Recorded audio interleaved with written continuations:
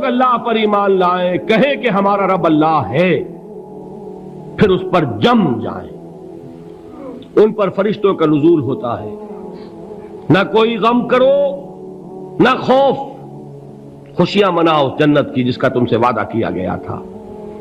اللہ کی ربوبیت پر اطمینان جب انسان کو ہو جاتا، میرا رب اللہ ہے، ربی اللہ، انسان کے لیے نہ کوئی کھٹکا، نہ کوئی خطرہ، نہ کوئی خوف، نہ کوئی حزن۔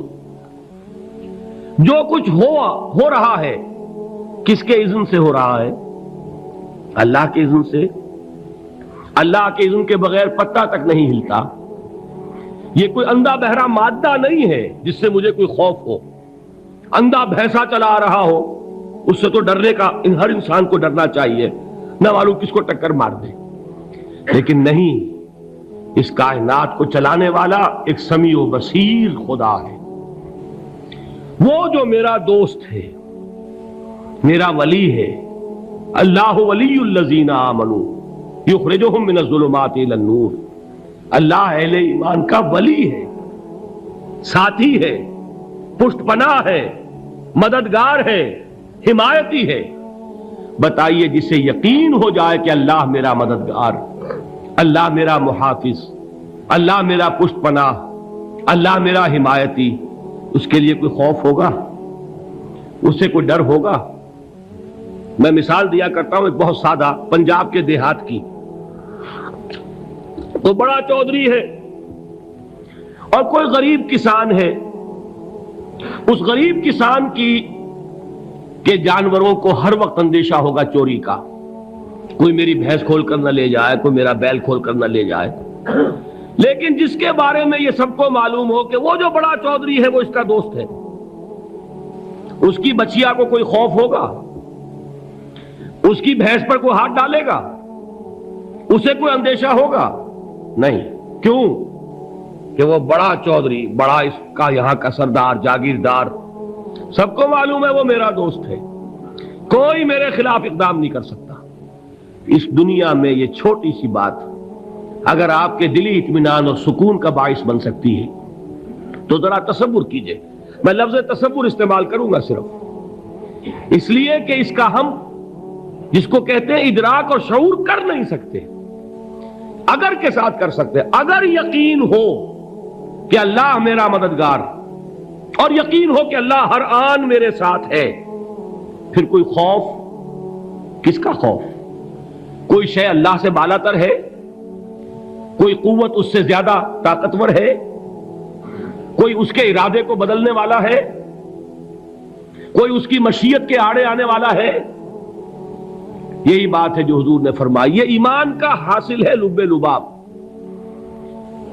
کہ دیکھو اچھی طرح اس بات کو ذہن نشین کر لو، اگر تمام انسان مل کر تمہیں کوئی نقصان پہنچانا چاہے نہیں پہنچا سکتے، مگر جو کچھ اللہ نے لکھ دیا ہو، اور تمام انسان مل کر تمہیں کوئی نفع پہنچانا چاہیں نہیں پہنچا سکتے، مگر وہ شے جو اللہ نے طے کر دی۔ آپ پھر میں کہوں گا ذرا طاری کیجئے، اسے فرض کیجئے، اسے سوچئے، اگر اس حدیث پر ہمارا دل ٹھکا ہوا ہو تو کسی سے ڈر ہوگا؟ یہ مجھے نقصان نہ پہنچا دے، یہ میری رپورٹ خراب نہ کر دے، یہ میری انکریمنٹ نہ رکوا دے، یہ میرا یہ نہ بگاڑ دے، یہ میرا یہ نقصان نہ پہنچا دے۔ اس کا ڈر، اس کا ڈر، اس کا خوف، اس کی خوشامد، اس کے لیے جا کر طرح طرح سے اپنی عزت نفس کو ذلیل کروانا اس کے سامنے، یہ سب کچھ کیوں کرتا ہے انسان؟ جب سمجھتا ہے کہ اس کے ہاتھ میں میرا کوئی نفع ہے، اس کے ہاتھ میں میرے لیے کوئی ضرر ہے، یہ مجھے کوئی گزن پہنچا سکتا ہے، یہ مجھے کوئی نقصان پہنچا سکتا ہے، یہ میرا کوئی کام بنا سکتا ہے، یہ میری کوئی ضرورت پوری کر سکتا ہے، اسی کا نام شرک ہے۔ جہاں آپ نے یہ سمجھا کہ غیر اللہ کے اندر کوئی طاقت موجود ہے، وہی شرک ہے۔ بتوں سے تجھ کو امیدیں، خدا سے نومیدی، مجھے بتا تو صحیح اور کافری کیا ہے؟ شرک تو یہ ہے جس پر بھی تمہیں یہ خیال ہے، کلمہ ہے یہ کلمہ سوم، لا حول ولا قوت الا باللہ، ذرا اس پر دل کو کبھی اگر آپ تصور کریں، پھر فرض کریں، دل ٹھک جائے اس پر، کوئی طاقت نہیں۔ یہی بات تھی جو شیخ عبد القادر جیلانی رحمۃ اللہ علیہ نے اپنی وصیت میں اپنے بچے سے کہی. 11ویں دینے والے ہیں، لیکن حضرت شیخ عبد القادر جیلانی کی وصیت اور تعلیمات کو کتنے لوگ ہیں کہ جانتے ہو؟ یہ جن مقامات تک پہنچے ہیں وہ کس چیز کی بدولت پہنچے؟ انہوں نے جو پیغام دیا وہ کیا تھا؟ اے میرے بچے، جس طریقے سے قرآن مجید میں حضرت لقمان کی نصیحتیں جو ہے نقل کر دی گئی ہیں، میں یہ عرض کروں گا بالفرض اگر قرآن حضرت عبد القادر جیلانی کے بعد نازل ہوا ہوتا تو شیخ عبد القادر کی یہ نصیحتیں بھی قرآن میں درج ہوتی. اتنی اونچی نصیحتیں ہیں. اے میرے بچے، اس حقیقت کو ذہن نشین کر لے، لا فاعل فی الحقیقت ولا مؤثر الا اللہ. اس کائنات میں نہ کوئی فاعل حقیقی ہے نہ مؤثر حقیقی ہے سوائے اللہ کے. کسی شے میں کوئی تاثیر نہیں اگر اللہ نہ چاہے. آگ جلا نہیں سکتی اگر اللہ نہ چاہے. پانی ڈبو نہیں سکتا اگر اللہ نہ چاہے. زہر ہلاک نہیں کر سکتا اگر اللہ نہ چاہے. کوئی چیز فائدہ نہیں پہنچا سکتی اگر اللہ نہ چاہے.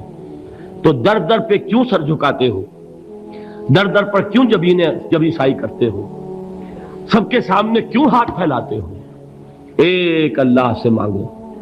ایک اللہ کے سامنے زبین پر اپنی جبین رکھو.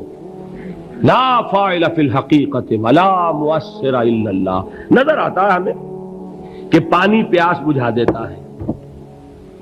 پیاس بجھانے کی صلاحیت پانی میں نہیں ہے، اللہ کے اذن سے. کھانا بھوک مٹا دیتا ہے. بھوک مٹانے کی صلاحیت کھانے میں نہیں ہے، اذن رب میں ہے. دیکھیے یہی یقین تھا. حضرت موسیٰ علیہ السلام کا واقعہ یاد کیجئے. سامنے سمندر آ گیا ہے، قوم دیکھتی ہے پیچھے کہ گرد و غبار کا طوفان ہے.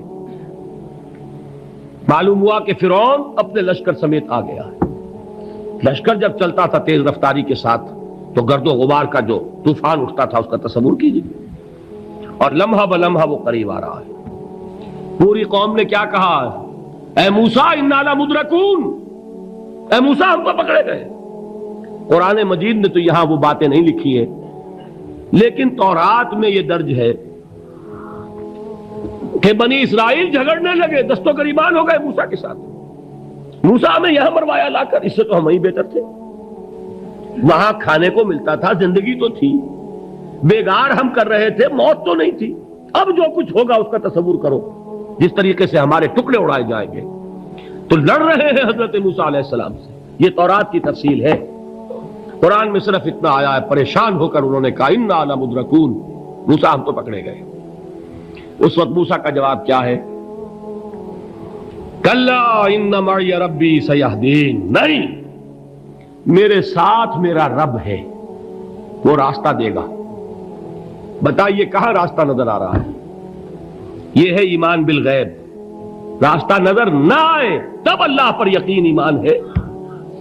جیب میں پیسے ہوں اور تب دل کو اطمینان ہے تو ایمان کس پر ہوا؟ پیسے پر، اللہ پر نہیں. جب وسائل و ذرائع نہ ہو اور پھر یقین ہو کہ اللہ مسبب الاسباب ہے، وہ اسباب کا پابند نہیں ہے، وہ اسباب کا محتاج نہیں ہے، اسباب اس کے محتاج ہیں. اگر یہ یقین ہے تو اللہ پر ایمان ہے. یہ نہیں ہے تو تمہارا ایمان اسباب پر ہے، وسائل پر ہے، ذرائع پر ہے، مادیات پر ہے، اللہ پر نہیں. اس وقت کہاں راستہ تھا؟ کوئی راستہ تھا؟ سمندر ہے اور ادھر سے لشکر آ گیا ہے. کلا ان معی ربی سیہدین. اب دیکھیے ایمان کہہ دینا آسان ہے، ہوا معکم اینما کنتم، جہاں کہیں بھی تم ہوتے ہو اللہ تمہارے ساتھ ہوتا ہے. لیکن اس کا یقین قائم ہو جائے تو زمین و آسمان کا فرق واقع ہو جائے.